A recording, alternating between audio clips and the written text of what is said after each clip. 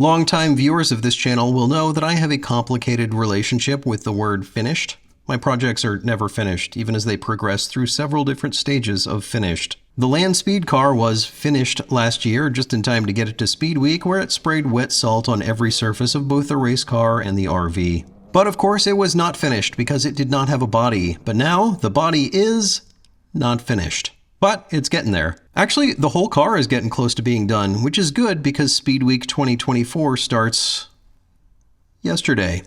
But that's fine because I am aiming for World Finals, which is an event in late September, so I have 2 months to finish up the car, and I might be finished. Although I should probably get a windshield. You may have noticed that I've been a little slow on videos in the past few weeks, and that's because I have been frantically trying to get this car done. I haven't done laundry in weeks. Haven't had a haircut in months. I haven't cleaned my house since the Bush administration. The first one. The point is, I've been busy working on this car, getting it ready. So I'm going to go through all of the little projects I've done, all of the good ideas, all of the bad ideas, and of course the bad ideas that are probably good enough.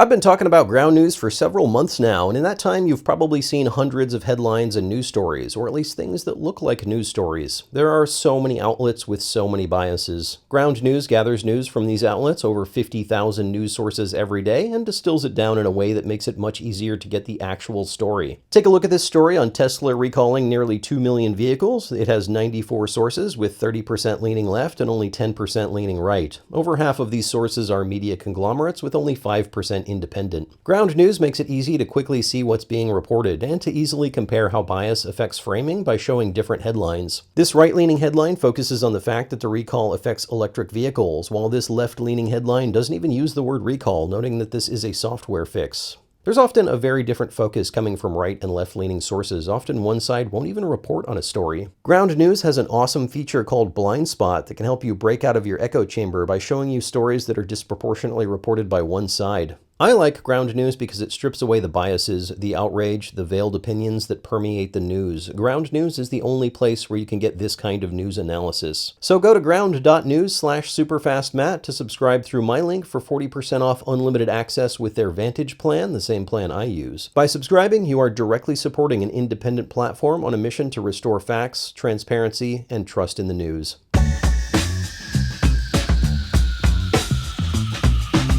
You might remember my previous steering, which was kind of complicated. I had handlebars pivoting around an axis, pushing 2 push rods up to an intermediate pivot. This was here so the handlebars could swing out of the way. That went to 2 other push rods that went to a pivot that had a shaft going down to a U-joint at the suspension swing arm axis. Then 2 more push rods going to little arms coming off of the spindles. Unfortunately, the car was very unstable. Part of this, probably most of this actually, was the fact that the car was naked. There was not a vertical stabilizer in the rear, nor any bodywork to keep it stable aerodynamically.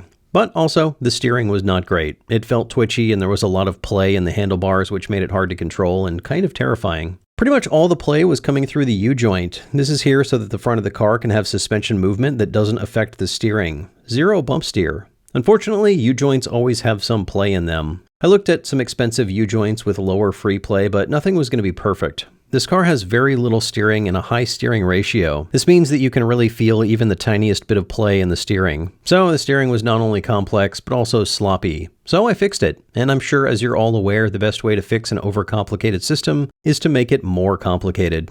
Everything up to this point is the same, but I ditched the U-joint and the whole rotating bell crank on the vertical axis, and I replaced it with 2 bell cranks on a horizontal axis. I welded in a plate on both sides and ran a hardened shaft through. On that shaft are some plain bearings pressed into 2 welded bell cranks, one for the right and one for the left.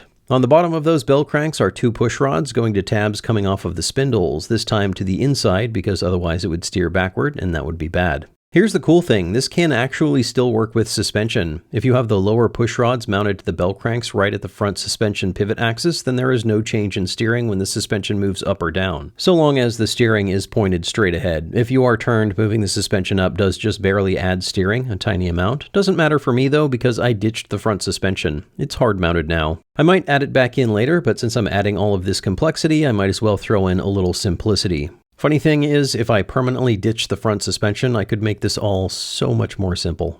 Unfortunately, even with all the adjustability I have, I still can't change the camber. I checked the alignment with my 3D scanner last week. I actually did it 4 times on the land speed car to make sure the measurement was consistent. That's why there's white powder all over the front here. It's for scanning. Anyway, after doing my scan alignment, I determined that I had too much camber in the front wheels, and the only way to fix that is to cut the front swing arm and re-weld it. So, we did that. After we were done with that, we found out there's pretty much only one way to get the front end together. We'd bolt up one thing just to realize we had to do another thing first, so then we unbolt the first thing and then do the other thing and then put it back together, just have to take it all apart again. People like to complain that car companies make their cars hard to work on, but there is a lot of thought that goes into serviceability on a production car, and nothing will make you appreciate that more than working on a car that you designed and built yourself with minimal thought to serviceability. I can say with confidence that whatever engineer designed this car had zero concern for the technician who would have to work on it, even knowing that he was the technician that would have to work on it.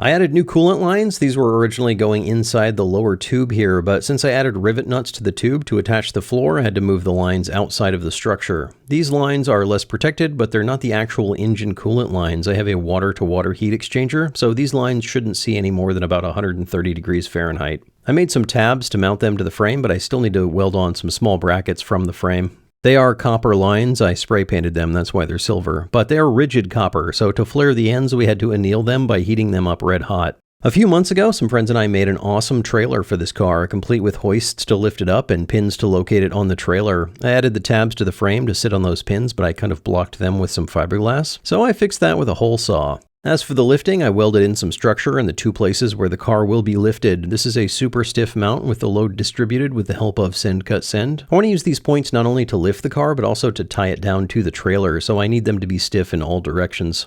The front lift point goes right into this crossbar here.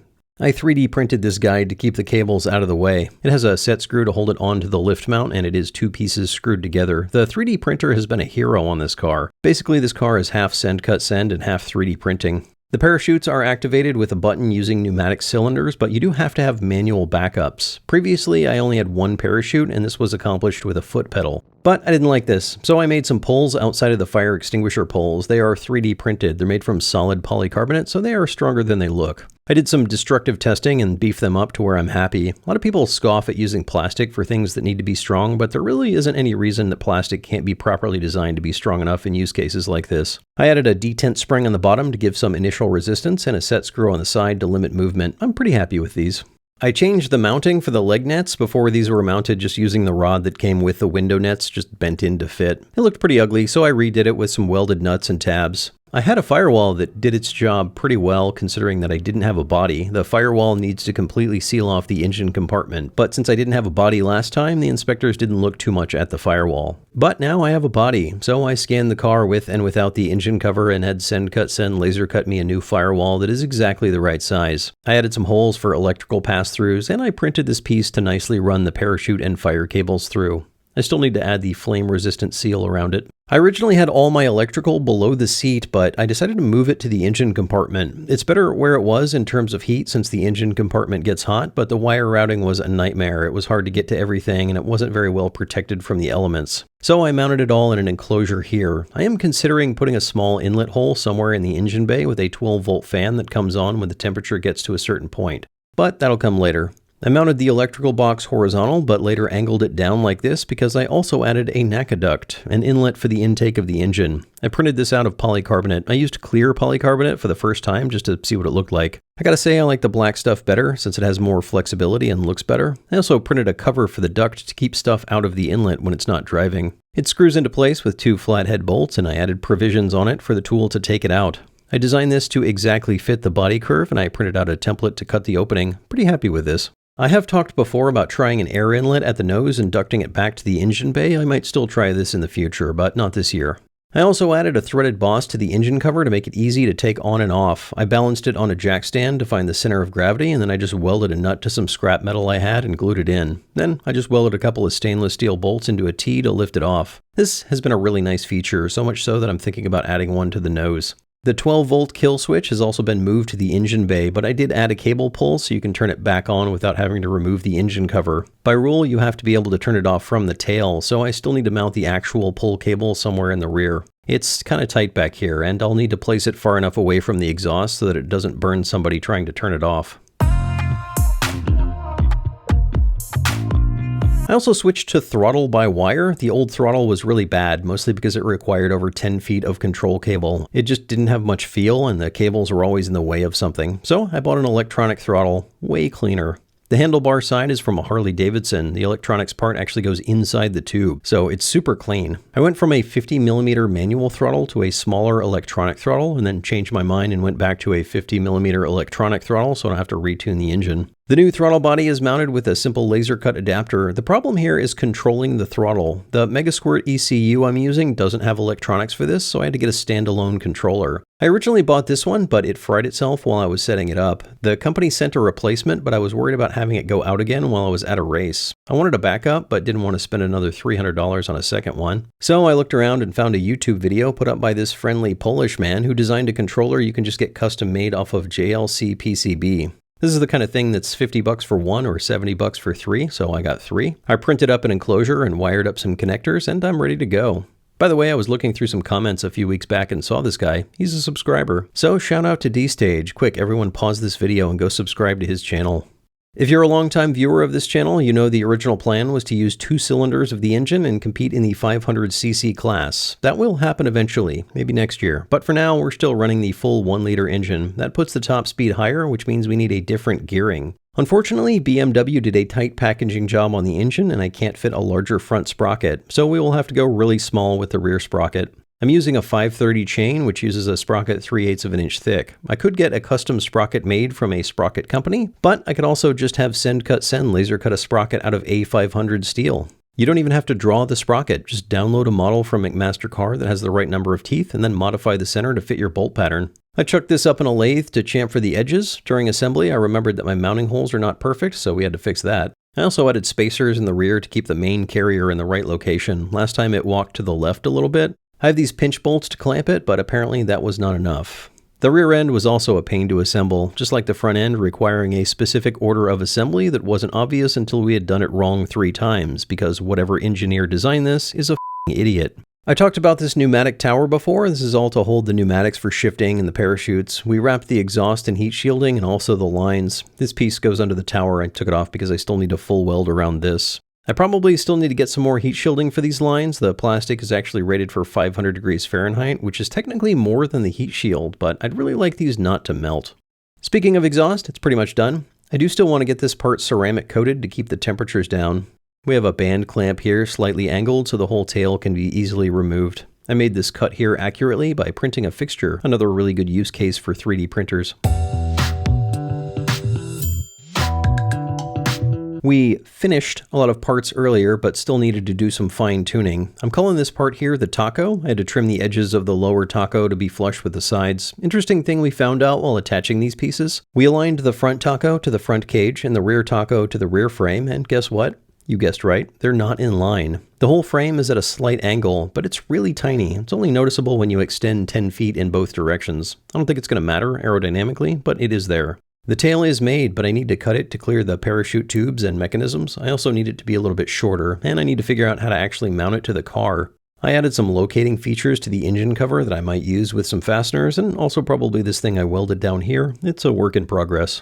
The engine cover is actually done, except for paint and stickers, obviously. This came out really nice. It's held to the frame with some screws going into tapped plates welded to the frame. I was going to use quarter-turn fasteners on this to make it easy to remove, but this way it was way easier to locate the holes. So I just put the cover on where I wanted it and then drilled through into the plates and then tapped them.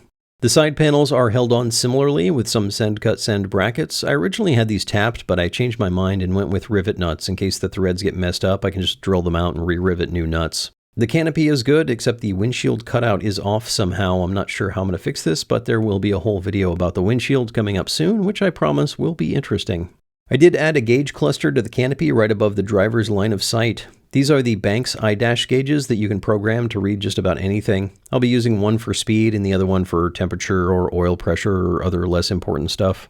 I also added holes for some lights that I haven't installed yet. This is printed in 2 pieces. The top part is bonded and screwed to the canopy, but the bottom part is removable, so I can change it later if I want. Which is good because I already need to change it because I realized once I put the lights in, I can't access the bolt holes to mount it. Nose looks pretty good, but needs some smoothing and better mounting. We did the same manufacturing process on the nose that we did for everything else, which is moldless construction. It worked really well on the engine cover and canopy because we could use full uncut sheets of fiberglass, but the nose required us to cut some sections of the cloth to get it to sit right. This resulted in some bumps on the side that I will need to smooth out with some fairing compound. The fairing compound has been pretty easy to use and helps smooth things out. I got this from Total Boat, and after I used this stuff, I bought some of their epoxy, and I'm really impressed with it. So much so that I reached out to them and asked them if they wanted to sponsor the rest of the build with some more epoxy. They said yes, and also gave me a discount code for viewers. So if you need epoxy or fairing compound or lots of other fiberglass stuff, click the link in the description. I wish I would have found this stuff earlier in the build. It's a lot easier to use with the pumps that measure for you, and we didn't have any problems with overheating resin. It doesn't turn to jelly too soon, but still cures pretty fast. Anyway, 5 stars on the Total Boat Performance epoxy resin. I had originally planned to do the front pieces in an actual mold to get a nice surface finish and to limit the sanding, but as I've said before, you can never not sand. If I were to do this body again, I'd probably make the whole thing at once, except the floor. That would have been a different piece. But then I could have cut out the canopy as one separate piece, and anytime we needed to access the engine or the wheels, we just removed the whole body. A lot of other teams do this, and it would have made things a little bit better. In any case, it is what it is, and it works now. We got the whole body on the car and did a test viewing out the front. It has a wide but narrow view. It's definitely a mail slot window.